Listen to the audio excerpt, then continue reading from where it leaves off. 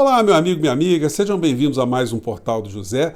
Agora, 144 dias das nossas eleições presidenciais. E hoje aconteceu um episódio muito marcante envolvendo o governo Bolsonaro, mais uma traição, mais uma arrumação de última hora para esconder as suas incompetências, mais um ato para enganar os seus eleitores e mais uma cobertura midiática absolutamente protetora de tudo aquilo que está acontecendo contra o povo brasileiro. Estamos a 144 dias das nossas eleições presidenciais, vou trazer aqui para vocês os últimos acontecimentos, mas antes de mais nada, quero agradecer a todos vocês que têm feito nosso portal crescer tanto.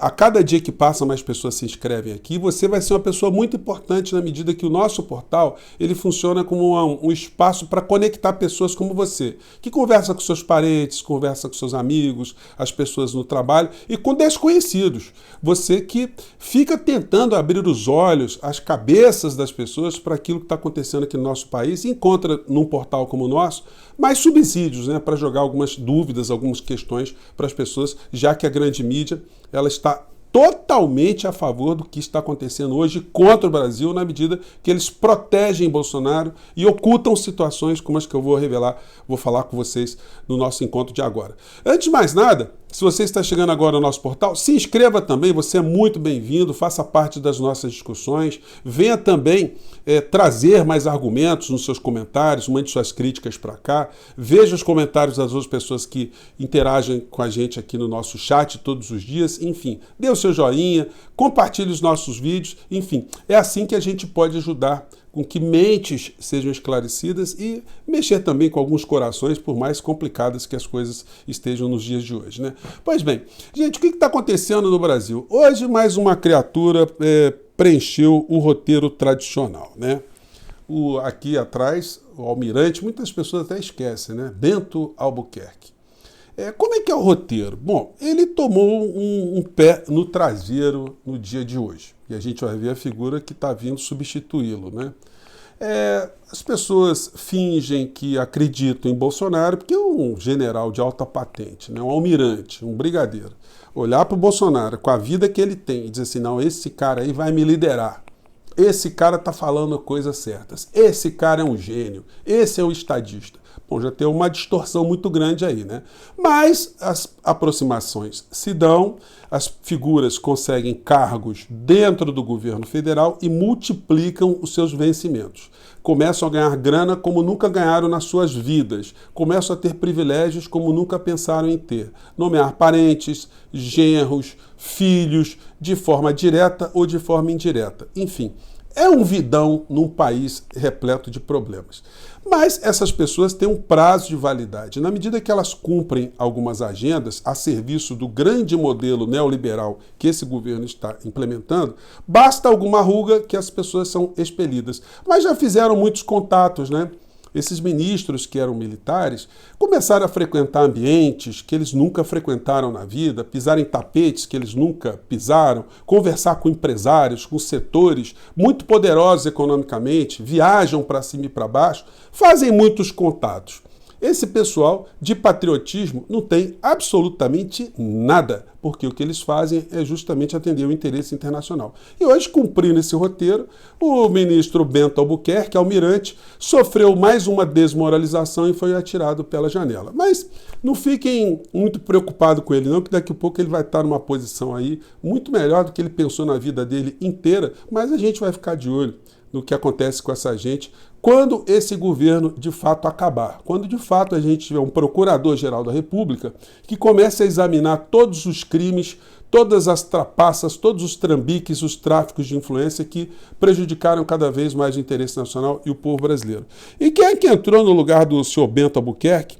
Aí, gente, temos uma situação que é incrível. Hoje o Poder 360 fez aqui um pupurri do novo ministro das Minas e Energias, que vai seguir esse roteiro aí do Bento Albuquerque, né? Mas vamos conhecer um pouco a figura aqui? Vamos lá.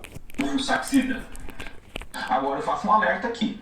A melhor vacina contra o coronavírus é avançarmos na agenda de reformas. Se o governo continuasse gastando o que estava gastando com o auxílio emergencial, no final do dia a dívida pública ia aumentar muito, os juros iam ter que aumentar, e a situação dos mais pobres, em vez de melhorar, ia piorar. Ora, o presidente Bolsonaro assumiu isso e apoiando a agenda de consolidação fiscal, nós não prorrogamos o auxílio emergencial. Quando você não tem leis trabalhistas, isso de maneira alguma é contra o trabalhador. Tanto é que está cheio de cooperativa de trabalho hoje que abre mão de direito trabalhista. Eu só peço o seguinte, que o próprio trabalhador tem o direito de optar. Porque a hora que ele tiver esse direito, o nível de emprego na economia vai subir, os salários vão subir. Eu ouço um monte de gente falando que a China é uma potência, a China é isso, a China é aquilo. Mentira! A China, me desculpe a honestidade, a China é uma merda. Eu, por exemplo, sou contra a licença maternidade de 6 meses. Isso, para mim, é criminoso contra a mulher. Você dá uma licença de maternidade de 6 meses para a mulher, é mais ou menos como você chegar para o empresário e falar assim, não promova a mulher. Porque se ela engravidar, ela vai ficar 6 meses fora da empresa. Na parte econômica, Pinochet era de direita. Na parte política, era de esquerda. Porque o último grupo que foi extremamente maltratado no Brasil não foi negro. O último grupo que levou pancada pra caramba no Brasil foram alemães, italianos e japoneses. É difícil você argumentar que 200 anos depois do final da escravidão, existe uma dívida histórica. Eu estou fazendo esse vídeo pelo seguinte, se eu moro em São Paulo, meu voto para vereador vai para Fernando Holliday. Eu sou contra a cota para deficiente físico. Será que Hitler dava mais valor ao Estado ou ao indivíduo? Parece que eu sou até intelectual falando assim. Parece até o intelectual falando assim, né? A gente só deu um probleminha técnico aqui, deixa eu só dar uma arrumadinha aqui, peraí, deixa eu esticar aqui, pronto, voltei aqui para a posição. Então, essas são as criaturas que estão dentro do governo Bolsonaro, né? A gente pode esperar o quê desse tipo de criatura, né? Vai ser mais ou menos isso, um pau mandado para cumprir essa agenda neoliberal e para tentar também destruir, ou distrair, melhor dizendo, né? A maior parte das pessoas com esse tipo de insanidades, essa pequena coletânea que a gente viu aqui. E o presidente, no seu desespero tradicional, continua a engabelar os seus seguidores. E hoje, no cercadinho, ele veio com algumas pérolas. E aí eu quero chamar a atenção de vocês para essas pérolas. Deixa eu diminuir aqui, porque muitas pessoas não gostam de ver a cara de Sua Excelência, né? Para que a gente advirta as pessoas que pensam que Bolsonaro é uma coisa, quando de fato ele é outra coisa. E, sobretudo, ele faz discurso para pessoas muito desconhecedoras da realidade. Eu estou tentando aqui um eufemismo para não dizer pessoas ignorantes, né? Mas como é que a gente pode dizer que uma pessoa que acredita nesse tipo de coisa que eu vou mostrar para vocês é uma pessoa que não seja ignorante? Vamos lá, o que ele disse hoje, vamos lá. Morando no Canadá. Que está na Inglaterra, tá? Falou do custo de vida lá. Inclusive, hábitos alimentares foram mudados. Isso. Que a crise vai no mundo todo. Então, vai ser os hábitos alimentares na Inglaterra foram mudados. Então, o inglês deve estar passando fome, né? Em função dos problemas todos econômicos, né? Aqui que mora no Canadá. Isso. Preço do combustível no Canadá, como é que tá? Mais de $2 o litro. O preço do combustível no Canadá está mais de $2, né? Mas vamos lembrar, né? Ela está falando em dólares, é dólares canadense. E o dólar canadense, melhor dizendo, né? Ele está na cotação hoje a R$ 3,90. Então não é o dólar norte-americano. Mas aí Sua Excelência continua. Nunca teve tão alto. Muito alto. Mercado altíssimo. Mais de 10 reais no ano passado. Então ele fez a conversão aqui, né? Então quer dizer, o litro da gasolina está mais de R$10, né? Se ele tivesse feito a conversão pelo dólar canadense, ele iria ver que a gasolina no Canadá está custando em torno de R$ 7,80 pela correção normal, né? Mas teve mais coisa. Aluguel subiu demais. Quanto é que está o preço da carne lá no Canadá? Isso, demais. A gente compra meio quilo de carne por... Atenção, pessoal, atenção aí. Meio quilo de carne. Atenção, presta atenção que é importante. Meio quilo de carne, tá quanto? Por mais de R$50. Que carne que é? Picanha, de casa. Meio quilo de carne, 50. Então 1 quilo de picanha, R$100. R$100. Então, aí o Bolsonaro vai engabelando as pessoas ali ao redor dele com esse tipo de conversa. Só que ele ignora, ou ele esconde, que o salário mínimo no Canadá é de $2.660 canadenses. Isso dá mais ou menos R$ 10.500. Se ele estivesse utilizando o dólar americano como referência, na cabeça dele, teríamos um salário mínimo de R$ 13.500. Então, é uma coisa absolutamente estúpida, uma coisa absolutamente burra, uma coisa absolutamente idiota você pegar o preço de um produto aqui no nosso país e compará-lo com o preço das coisas que são praticadas, os preços praticados no primeiro mundo, sem comparar também o salário, o poder aquisitivo que as pessoas têm. É uma situação absolutamente esdrúxula, mas tem gente que infelizmente acredita nesse tipo de situação. E os meios de comunicação esclarecem isso para o cidadão brasileiro? Não.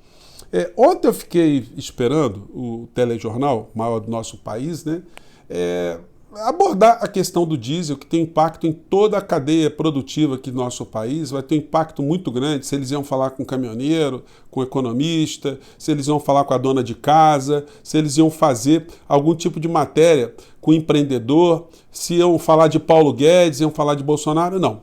O jornal começou com matérias absolutamente policialesca, né? Falou da delegada que foi presa, depois falou de uma matéria, tiros em briga de rua, depois fizeram uma matéria sobre o Enem, depois fizeram a matéria que 90% do cidadão brasileiro está comprando remédio por conta própria, está se automedicando, e depois eles fizeram uma sobre vacinas, que as vacinas no nosso país estão caindo a sua aplicação. Mas eles em nenhum momento lembraram que quem fez campanha contra a vacina aqui no nosso país foi o próprio Bolsonaro. E tem uma relação direta entre o que o Bolsonaro fez e essa diminuição de vacinação aqui no nosso país. Mas eles ignoraram isso completamente, como se fosse um fenômeno aleatório. As pessoas resolvessem não mais se vacinar por uma coisa qualquer. Toda vez que acontece isso, acontece uma desresponsabilização do Bolsonaro, né? Uma espécie de ocultação da sua responsabilidade em relação aos problemas principais aqui no nosso país. Depois eles fizeram a matéria sobre a importância da ciência, dados da Covid, depois falaram do Pazuello, que foi absolvido pela Justiça do Amazonas em primeiro grau. O Ministério Público ainda pode recorrer, porque esse cidadão não pode sair incólume dessa história toda, né? Depois falaram da unificação do processo lá da milícia digital do Bolsonaro, demoraram 20 segundos para fazer esse tipo de matéria. Depois falaram que a inflação come dinheiro do povo, mas batem o recorde para arrecadação. Nada de assunto envolvendo a questão do diesel aqui no nosso país. Depois falaram da redução de acidentes de moto, falaram da Rússia, leilão de quadro e a morte do Alberico. Alberico foi aquele cara que pilotou o debate contra o ex-presidente Lula e que elegeu o Collor, né? Aquela grande fraude, aquela grande falcatrua das organizações Globo contra a democracia do nosso país. E depois fecharam com o Caramujo, né? O Alberico, fizeram uma matéria sobre o Alberico e uma do Caramujo antes.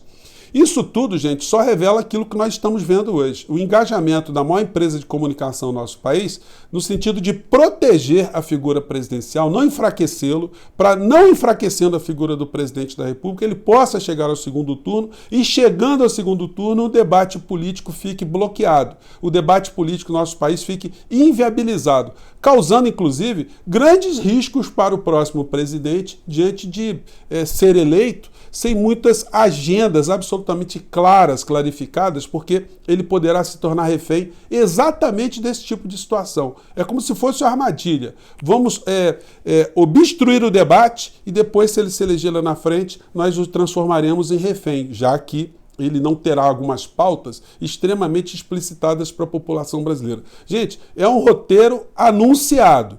A figura de Bolsonaro interdita o debate. O comportamento dos grandes veículos de comunicação visam interditar qualquer debate. Se a gente discutir educação, saneamento básico, habitação, economia, o próximo presidente da República vai ficar numa zona muito cinzenta. Ele vai ter que ter muito apoio popular, muita mobilização e atos de extrema coragem e de muita iniciativa para mexer na economia do nosso país, porque senão o caldo vai azedar. Bem, são algumas questões que eu tinha para trazer hoje aqui no nosso encontro. Quero saber dos seus comentários, das suas críticas. E o roteiro está dado, né? Mais um almirante que acreditou em Bolsonaro vai sair muito feliz, o seu padrão de vida mudou, mas ele está pagando o preço por essa situação, por esse momento transitório que é a sua humilhação, a sua desmoralização para todo sempre. Será conhecido como o ministro que foi chutado por conta de um aumento de combustível que ele estava